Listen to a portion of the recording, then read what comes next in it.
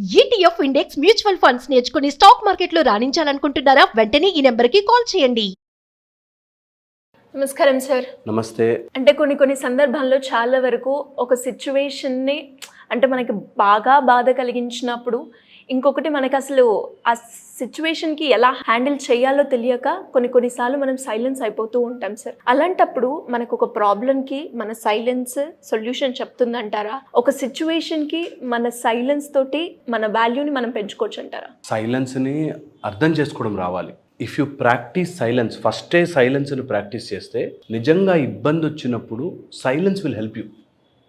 Silence practice చేయడం అనేది చాలా ముఖ్యమైన పని. ఓకే, ఎందుకు సైలెన్స్ ఇంపార్టెంట్ అంటున్నానంటే ఎంతోమందికి జస్ట్ ఆ సైలెన్స్లో ఆన్సర్లు వచ్చాయి. ఓకే, అలా కూర్చుని ఒక చోట ఆలోచనలన్నీ ఆగిపోయి తక్కువ సైలెన్స్లో చోటు పుట్టుకొస్తుంది. ఎప్పుడైనా అంతే, ఆకాశము నుంచి సైలెన్స్ నుంచే శబ్దం అలా పుడుతుంది. సో అందుకని మనం సైలెన్స్ని అర్థం చేసుకోవడము, సైలెన్స్తో గడపడము రావాలి. 3 రకాల సైలెన్స్లు ఉంటాయి జనరల్గా. ఒకటి ఔటర్ సైలెన్స్, అంటే మాట్లాడి వీడు అర్థం చేసుకోవడం వేస్ట్ అని అనుకుని ఒక సైలెన్స్ వస్తుంది. ఓకే, సో మాట ద్వారా అర్థము కాదు, అది ఒక నీచమైన స్టేజ్ అనమాట. అంటే ఎవరైనా ఏదైనా చెప్తుంటే అర్థం చేసుకోలేని పరిస్థితులు ఎవరైనా ఉన్నారంటే అది ఒక నీచ రకమైన స్టేజ్ అంటారు. దాన్ని దాటి పైకి వెళ్తే, అంటే కొన్నిసార్లు వీళ్ళని ఎక్స్ప్లెయిన్ చెయ్యలేము అన్నప్పుడు సైలెంట్ అయిపోయింది కాక ఇన్నర్ సైలెన్స్ ఒకటి ఉంటుంది. ఇన్నర్ ప్రశాంతతలో థాట్స్ అండ్ ఎమోషన్స్ వచ్చి ఒక నిస్పృహలో ఆగిపోతాం. ఓకే, ఆ థాట్స్ అండ్ ఎమోషన్స్ ఆగినప్పుడు వచ్చే సైలెన్స్. Third, spiritual silence. ఈ స్పిరిచువల్ సైలెన్స్లో వాంటెడ్గా మనం పాజ్ పెట్టుకుని అలవాటు చేసుకుని ఆ సైలెన్స్ని అబ్జర్వ్ చేస్తే ఎన్నో రకాల కొత్త విషయాలు పుట్టుకొస్తాయి. ఎందుకంటే సైలెన్స్ ఎంత సైలెంట్గా ఉంటే అంత పరమాత్మకి దగ్గర అవుతూ ఉంటాము అంటారు.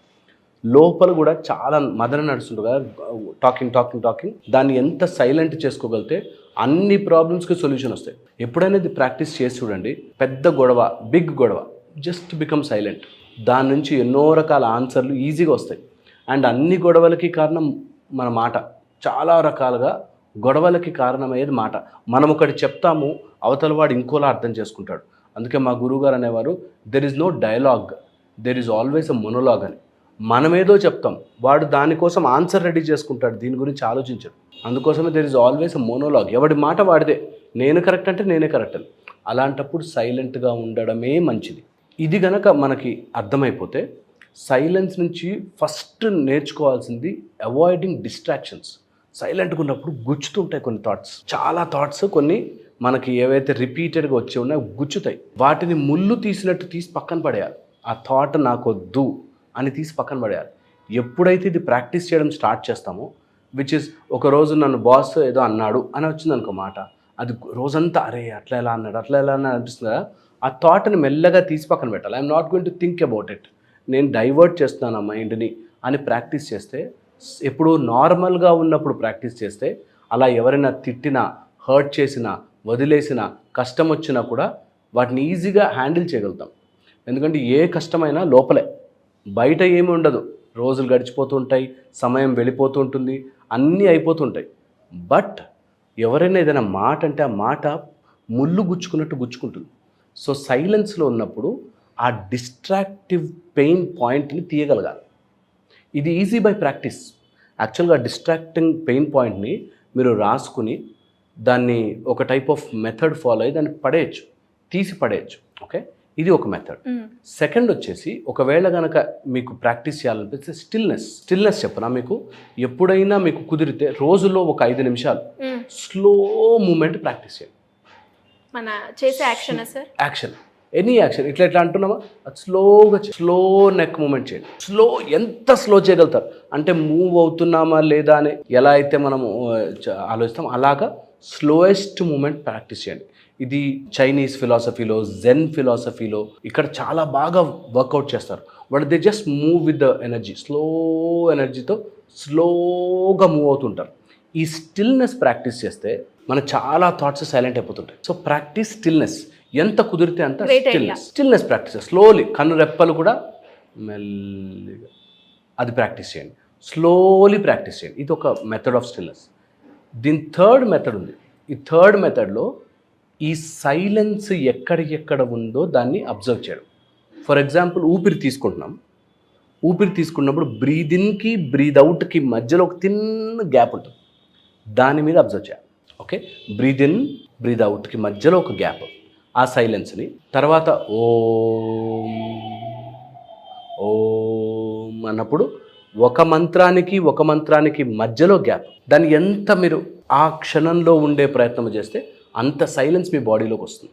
ఓకే, ఇది సెకండ్ మెథడ్, మంత్ర మధ్యలో గ్యాప్. థర్డ్ మెథడ్ అంటే ఇనీషియల్గా బిగినింగ్లో ఎవరైనా ఉంటే వాళ్ళు చేయాలి అనుకుంటే పొద్దున్నే సన్ లైట్ రాకముందు చీకటిగా ఉన్నప్పుడు ఆ మధ్యలో గ్యాప్ని పట్టుకోవాలి. ఓకే, పొద్దునే సపోజ్ రేపు పొద్దున సూర్యాస్తమయము 6:02 అని ఉందనుకో, 5:45కి వెళ్ళి కూర్చోండి.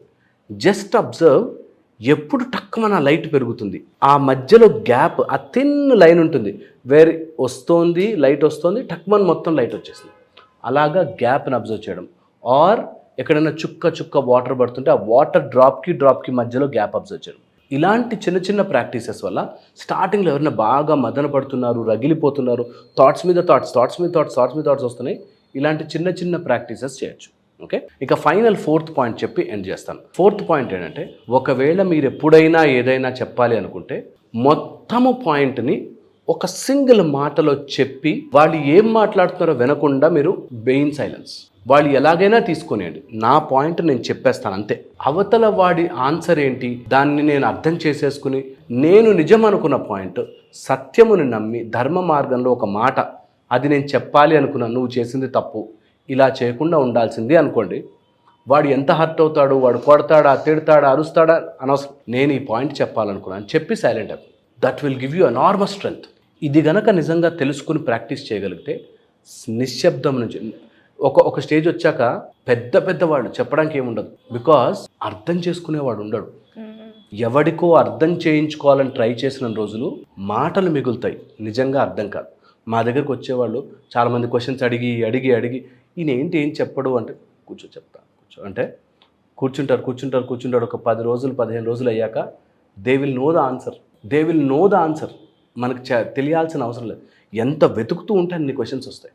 అందుకని సైలెన్స్ని, నిశ్శబ్దాన్ని నిజంగా అర్థం చేసుకోవడం వస్తే నిశ్శబ్దంలో చాలా ఉన్నాయి. శబ్దమే కాదు, నిశ్శబ్దంలో కూడా ఒక మాట ఉంటుంది, సౌండ్ ఉంటుంది. వర్డ్స్ ఆఫ్ సైలెన్స్ అని నిశ్శబ్దంలో ఉన్నప్పుడు భగవంతుడే మాట్లాడతాడు. So maybe you should try all this. డెఫినెట్గా సార్. నిజంగా చాలామందికి కూడా ఈ సైలెన్స్ వీడియో అనేది ఎన్నో రకాలుగా ఉపయోగపడుతుందని నాకు అనిపిస్తుంది. టు బి ఫ్రాంక్, మీరు చెప్పిన ఈ 3-4 టెక్నిక్స్ ఏవైతే ఉన్నాయో ఒకరికి పనిచేస్తుంది, ఇంకొకరు పనిచేస్తుంది. బట్ ఖచ్చితంగా వాళ్ళకి ఏదైతే ప్రాబ్లం, అది రిలేషన్షిప్లోనే కావచ్చు, లేదంటే నాకు సొల్యూషన్ దొరకాలి అనుకునే వాళ్ళకి కూడా మీరు చెప్పిన ఈ 4 కనుక ఖచ్చితంగా పాటిస్తే డెఫినెట్గా ఆ సొల్యూషన్ దొరుకుతూ ఉంటుంది. ఏ కష్టమైనా కానీ ఇక్కడ సైలెంట్ అయిపోయి దొరుకుతున్నాను డెఫినెట్గా. అండ్ లాస్ట్గా మీరు అన్నారు సార్, మీరు కన్వే చేయాలి, బికాస్ మనకు ఉంటుంది నేను కన్వే చేయాలని, కానీ కన్వే చేసిన తర్వాత answer what ever it may be, అది బాగా పనిచేస్తుంది. అది కనుక మనము ఐస్ని, నోస్ని అన్నిటినీ కంప్లీట్గా బ్లైండ్గా పెట్టుకొని కనుక మనం ఉంటే ఖచ్చితంగా మనం కన్వే చేసినట్టు ఉంటుంది, వాళ్ళ రియాక్షన్తో మనకి సంబంధం లేదు. సూపర్, గ్రేట్ ఐడియా సార్, నాకు చాలా నచ్చింది. నేను ఈసారి నుంచి ఖచ్చితంగా ఫాలో అవుతాను. Thank you sir, thank you so much. Suman టీవీలో మీ పర్సనల్ అండ్ బిజినెస్ ప్రమోషన్స్ కోసం కింది నెంబర్కి కాంటాక్ట్ చేయండి.